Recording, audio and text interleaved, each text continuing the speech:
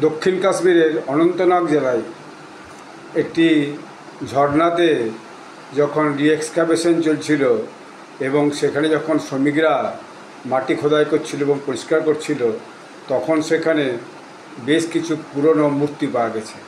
সেই মূর্তিগুলোর মধ্যে আছে ভগবান শিবজির মূর্তি এবং আরও অন্যান্য বিভিন্ন মূর্তি। এবং এইটা প্রমাণ করছে যে কাশ্মীরের সঙ্গে এই যে সনাতন সংস্কৃতি, হিন্দু সংস্কৃতি, তার একটা দীর্ঘদিনের যোগ ছিল এবং একটা কাশ্মীরের এটা একটা কালচারাল যে এনসেন্ট হেরিটেজ, তার একটা পরিচয়। এই যে খননটা, এই খননটা 2-3 আগস্ট চলেছে, খুব বেশি দিন পুরনো নয়। এবং এখানে দেখা যাচ্ছে যে কাপুরনাগ ঝর্ণা বলে একটা ঝর্ণা আছে, সেই ঝর্ণাতে এই জিনিসপত্রগুলো পাওয়া গেছে। এবং এগুলোকে সঙ্গে সঙ্গে এই মূর্তিগুলিকে 12টি প্রায় শিবলিঙ্গ মূর্তি, 13টি শিবলিঙ্গ মূর্তি এবং 15টি অন্যান্য মূর্তি পাওয়া গেছে, যাদেরকে তারপর কাশ্মীরের যে শ্রীনগর যে আছে, শ্রীনগরের যে সেন্টার আছে যেখানে সমস্ত প্রাচীন মূর্তি নিয়ে গবেষণা হয়, সেই যে আর্কিওলজিক্যাল সেন্টার, সেইখানে তাদেরকে পাঠানো হয়েছে আগামী দিনে তার বিশেষ তথ্যগুলো অনুসন্ধানের জন্য।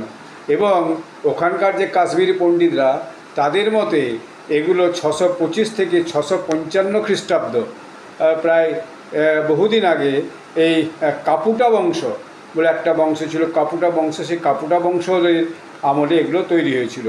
এবং এইগুলো যে মন্দির এখানে একটা ছিল বলে অনুমান করা হচ্ছে এবং একটা ধার্মিক স্থল ছিল বলে, এবং কোনো কারণে আক্রমণকারীদের আক্রমণের আগে এই সমস্ত মূর্তিকে ওখানে মাটির নিচে তখনকার দিনে রাজারা তারা কেউ চাপা দিয়ে দেয়, এরকম একটা শোনা হচ্ছে, বা তখনকার দিনে ওখানকার মানুষরা এগুলো চাপা দিয়ে দেয়।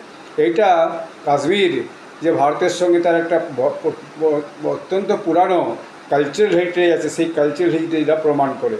এখানে যে কাপুর তালাব, এই কাপুর তালাব বলে যে একটা পুকুর আছে, জলাশয় আছে, সেই জলাশয়টাকে ওখানকার কাশ্মীরের পণ্ডিতরা মনে করতে একটা ধার্মিক একটা কেন্দ্র, এবং সেখানে যে তারা পুজোপাঠ করতো, গবেষণা করতো। এর থেকে প্রমাণ হয় যে কাশ্মীরে এই বহিরাগতদের আক্রমণের আগে কাশ্মীর কিন্তু প্রকৃতপক্ষে একটা হিন্দুদের সনাতন ধর্মের একটা কালচারাল সেন্টার ছিল। এইটা আজকের দিনে প্রমাণিত। আমার এই চ্যানেলটি আপনারা সাবস্ক্রাইব করবেন। ধন্যবাদ।